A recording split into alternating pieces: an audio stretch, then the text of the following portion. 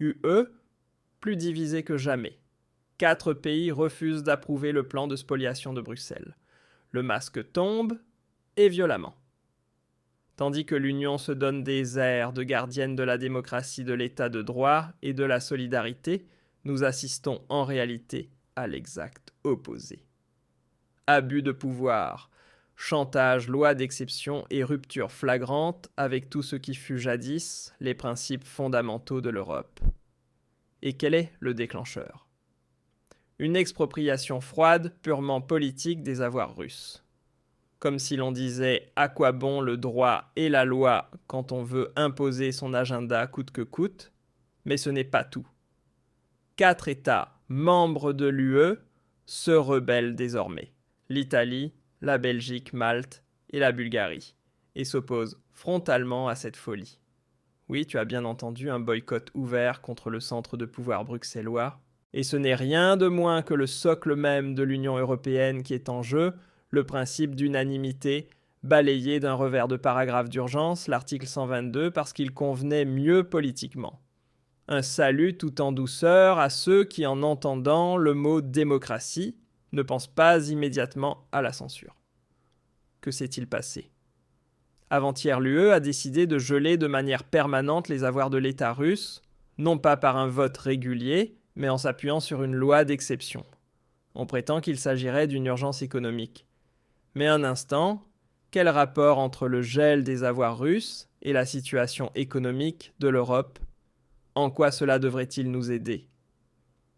Une solution à la crise énergétique. Une réponse à l'inflation record. Rien de tout cela. Il ne s'agit pas de bon sens économique, mais de calcul géopolitique. Ce n'est pas une coïncidence. C'est une stratégie politique. Et voici le nouveau paragraphe en français dans un style fidèle à l'original. Et maintenant, tenez-vous bien, la Belgique tire la sonnette d'alarme.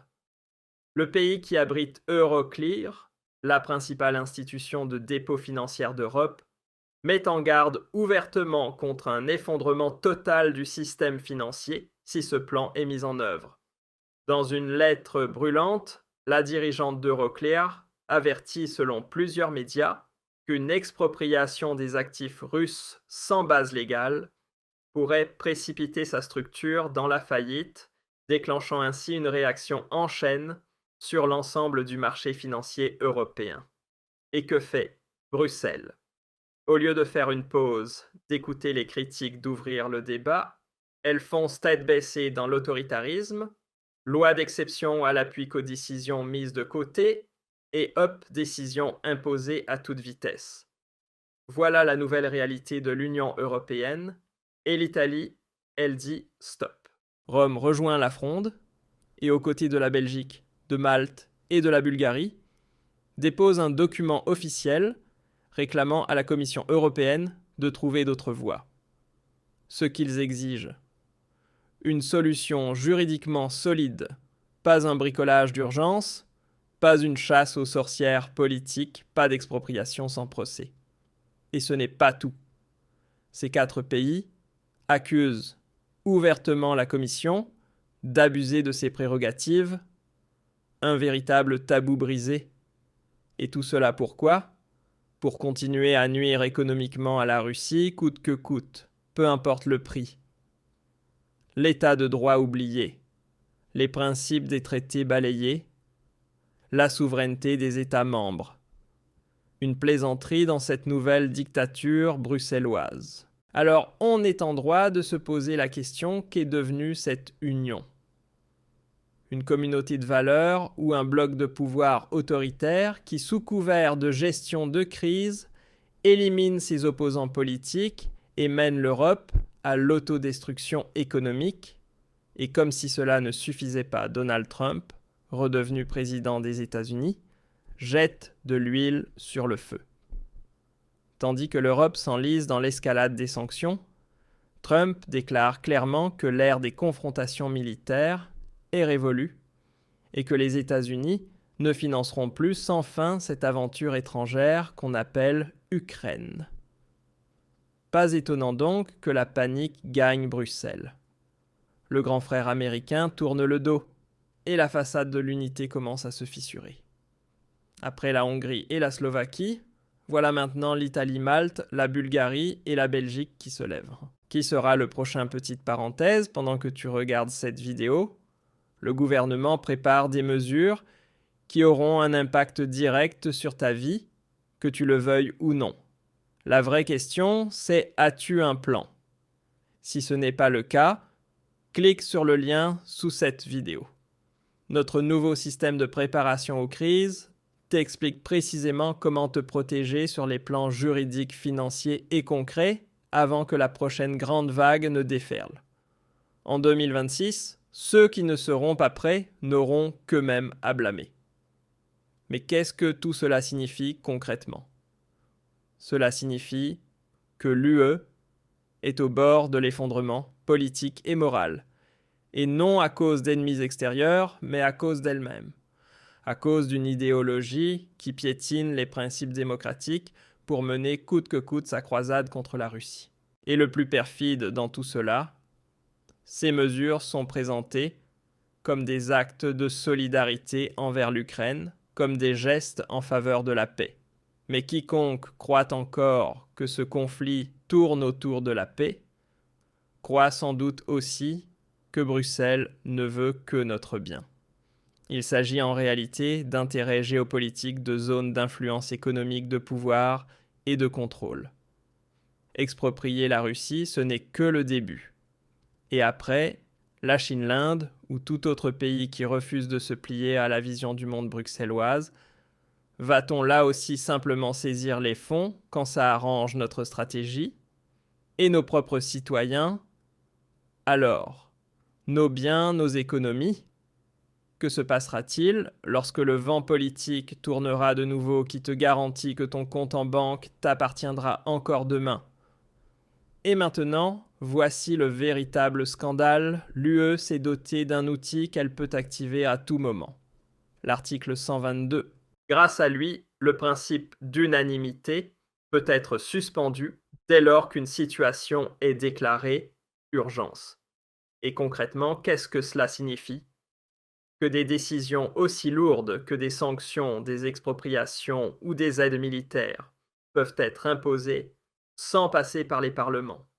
Bienvenue dans l'ère de la post-démocratie. Que même la Belgique, pourtant fidèle exécutrice des volontés de la Commission, refuse désormais cette voie, c'est bien plus qu'un signal d'alarme. Et le fait que Rome, troisième puissance de l'UE, entre en confrontation directe montre une chose: la patience est arrivée à bout. La pression sur Bruxelles s'intensifie. Et pendant qu'Ursula von der Leyen continue de prêcher l'unité, le vent de la contestation souffle de plus en plus fort, pas discrètement, mais haut et clair. Et ce n'est pas une opposition marginale. Il ne s'agit pas ici de critiques symboliques ou de simples déclarations creuses. Non. Il s'agit d'un document officiel signé par 4 États membres qui déclarent sans détour à la Commission: nous ne cautionnons plus cette politique. Cette expropriation n'est pas seulement juridiquement douteuse, c'est une attaque frontale contre la libre circulation des capitaux, contre le droit contractuel, contre les fondements mêmes du système financier occidental. Et ce boycott, ce n'est que le début. Car que se passera-t-il si d'autres pays suivent? Que se passera-t-il si une nouvelle alliance d'opposants à l'UE émerge? Non pas par populisme, mais par pur bon sens. La semaine prochaine, lors du grand sommet de l'UE, on verra à quel point les fissures sont profondes. Et je te le dis d'avance, si Bruxelles ne fait pas immédiatement marche arrière, si la ligne de la confrontation est maintenue, alors ce sommet tournera au désastre. Il ne s'agit pas seulement d'argent russe. Il s'agit de la confiance dans les institutions, de l'avenir même de l'Europe, et cette confiance, soyons clairs, est déjà profondément ébranlée. Comment veux-tu encore convaincre quelqu'un que l'état de droit existe dans l'UE si aujourd'hui on exproprie les milliards russes demain? Peut-être les fonds chinois, ensuite ceux des Saoudiens et un jour les tiens, et l'Ukraine dans tout ça? Quelqu'un s'est-il déjà demandé combien de temps ces avoirs gelés pourraient réellement financer l'effort de guerre? Quelques mois tout au plus. Et après encore plus de dettes, encore plus d'armes, encore plus de morts, le tout enveloppé dans le voile de la solidarité. Ceux qui y croient encore travaillent sûrement à Bruxelles. Donald Trump l'a exprimé sans détour lors de son dernier discours. Les États-Unis ne mèneront plus de guerre sans fin et ne déverseront plus des milliards dans une guerre par procuration qu'ils savent ne pas pouvoir gagner. Et pendant que l'Europe débat encore pour savoir si elle doit vaincre la Russie par des missiles ou des sanctions Washington, lui a déjà compris que ce chemin ne mène qu'à une escalade supplémentaire et qu'il finira par se retourner contre ses propres intérêts. Mais ça, l'UE refuse de l'entendre. Elle reste accrochée à l'illusion d'une supériorité morale, alors que la réalité, elle crie tout autre chose. Économie à genoux, inflation hors de contrôle, prix de l'énergie qui explose. Et que fait Bruxelles? Encore plus de sanctions, encore plus de redistribution forcée, encore plus de lois d'exception. Un salut tout particulier à ceux qui se souviennent encore de ce que le mot démocratie voulait réellement dire. Il ne s'agit plus de gauche ou de droite, ni même de Russie ou d'Ukraine. La vraie question est celle-ci. Vivons-nous encore dans un ordre libre ou sommes-nous déjà réduits au rang de sujet d'une bureaucratie idéologique qui écrit, viole et réinvente ses propres lois au gré de ses besoins? C'est précisément pour cela que cette résistance est si essentielle. L'Italie, la Belgique, Malte, la Bulgarie, ils envoient un signal fort. Ils disent assez d'abus, assez d'autosuffisance, assez de cette arrogance bruxelloise. Il n'y a pas besoin d'une UE qui décide par-dessus la tête des peuples. Ce qu'il faut, c'est un retour à la raison, au respect du droit à la souveraineté des nations. Et peut-être que ce moment tant attendu est enfin arrivé. Le moment où les élites européennes comprennent que l'ère des décisions imposées touche à sa fin. Les peuples s'éveillent et la résistance prend forme. L'Europe est à la croisée des chemins. Soit elle continue comme avant jusqu'à l'effondrement, soit elle choisit une nouvelle voie, celle du droit de la liberté et du courage de penser autrement. La décision nous appartient. Maintenant.